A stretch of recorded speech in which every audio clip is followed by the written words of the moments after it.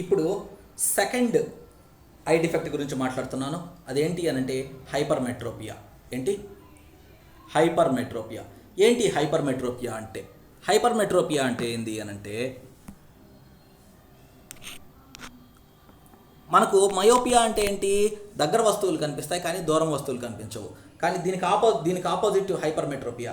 అంటే if A person is able to see the objects clearly which are at far distance, but he cannot see the objects clearly which are nearer to him. అంటే దగ్గరగా ఉండే వస్తువుల్లో కరెక్ట్గా కనిపించవు కానీ దూరంగా ఉండే వస్తువులు కరెక్ట్గా కనిపిస్తే ఆ ఐ డిఫెక్ట్ని మనం ఏమంటాం అంటే హైపర్మెట్రోపియా అని అంటాం. ఏమంటాము? హైపర్మెట్రోపియా. సో ఈ డిఫెక్ట్ ఎందుకు వస్తుంది అనంటే, eye lens should vary its focal length from 2.27 centimetres to 2.5 centimetres. మనకు మ్యాక్సిమం ఫోకల్ లెంగ్త్ 2.5 అవ్వలేకపోతే మయోపియా డిఫెక్ట్. అలాగే మినిమం ఫోకల్ లెంగ్త్ 2.27 సెంటీమీటర్స్ అవ్వకపోతే, 2.27 సెంటీమీటర్స్ అంత తగ్గించుకోలేకపోతే, మనకు 2.3 2.35 అనేది minimum focal length of the eye lens అయితే, then that person can not see the near ఆబ్జెక్ట్స్ని క్లియర్గా చూడలేడు. But he can clearly see far ఆబ్జెక్ట్స్ని చూడగలుగుతాడు అనమాట. సో ఇటువంటి డిఫెక్ట్నే మనం ఏమంటామంటే హైపర్మెట్రోపియా అని అంటాం. ఏమంటామో హైపర్మెట్రోపియా అని అంటాం. ఈ హైపర్మెట్రోపియాలో మనకు ఐ నుంచి వచ్చేటటువంటి, ఐ మీద ఇన్సిడెంట్ అయ్యేటటువంటి లైట్ రేస్ ఏమవుతాయి అనంటే, after refraction they converge at a point which are away from the retina. అంటే ఇప్పుడు మనకు ఐ లెన్స్ ఉంది. ఇది ఈ పార్ట్ని మనము రెటీనా అని అంటున్నాం. ఓకేనా? సో మనకు లైట్ రేస్, మనకు ఫర్ ఎగ్జాంపుల్ బ్లూ కలర్ తోటి లైట్ రేస్ ఇన్సిడెంట్ అయ్యాయి అనుకోండి. లైట్ రేస్ ఇలా ఇన్సిడెంట్ అవుతున్నాయి. సో దగ్గర నుంచి వచ్చేటటువంటి ఆబ్జెక్ట్స్, దూరం నుంచి కాదు, దగ్గర నుంచి వచ్చే ఆబ్జెక్ట్స్. సో లైట్ రేస్ ఇలా ఇన్సిడెంట్ అయ్యాయి ఐ లెన్స్ మీద. ఇన్సిడెంట్ అయినవి ఎక్కడ ఇదవుతాయి అనంటే, at a point away from the retina మీద కన్వర్జ్ అవ్వకుండా రెటీనా కంటే అవతల కన్వర్జ్ అవుతాయి అన్నమాట.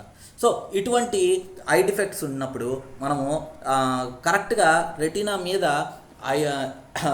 మీదే రేస్ కన్వర్జ్ అవ్వాలి అనంటే మనం ఏం చేయాలి అనంటే, వీ షుడ్ యూజ్ కన్వర్జింగ్ లెన్స్ని వాడాలి. కన్వర్జింగ్ లెన్స్ ఏంటి? Converging lens is